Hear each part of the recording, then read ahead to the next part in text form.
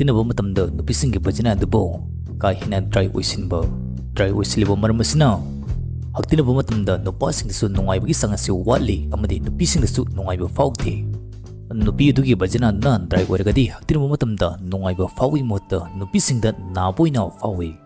aduna haktinaba matamda lubricant oiba si yam mathau tai lubricant oiba sina haktinaba matamda nungai hangadoribani nupising da masagi na lubricant oisabas lay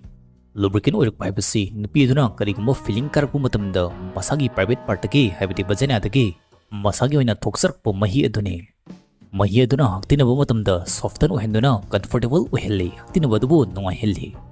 aduna ngasigi video sidi masagi oina lubricant oisidaba vagina dubo dry oiraga leiba sigumba mioisingna nasigi video sibu yengbiho soidana kanagani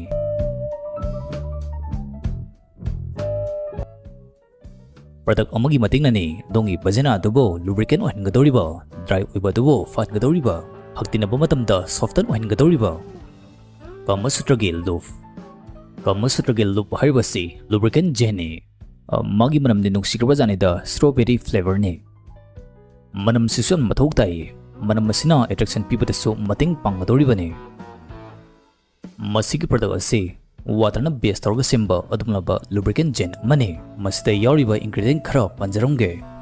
water glycerin aloe vera citric acid hydrogenated cellulose sodium amadi manam nungsinabidamukta strawberry sisu yauri masigi pot asigi side effect leite adomna sina matamda kiningai oide masidi nupisingi vagina dubo ka hina dry oiba asigumba kaya sina haktina matamda comfortable oideba sibo fanabidamuktani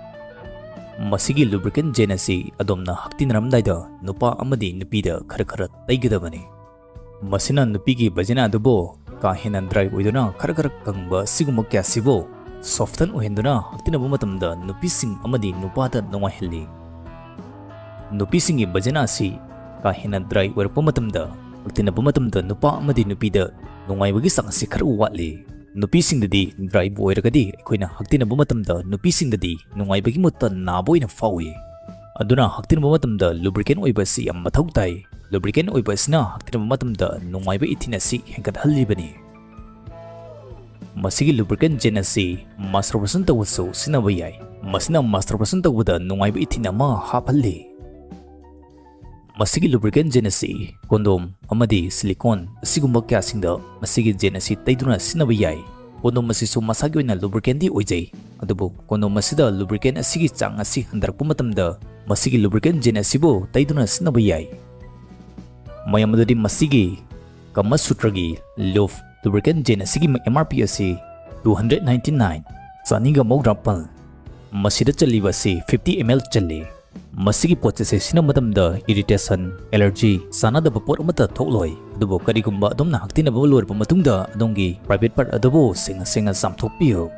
masini infection kaya ma tholakadabadagi ngakthokpada mating pangadoribani masigi lubricant gen asi karigumba haktinnaramdaida nupi adugi vagina aduna dry oiragadi siznagadaba lubricant gen amani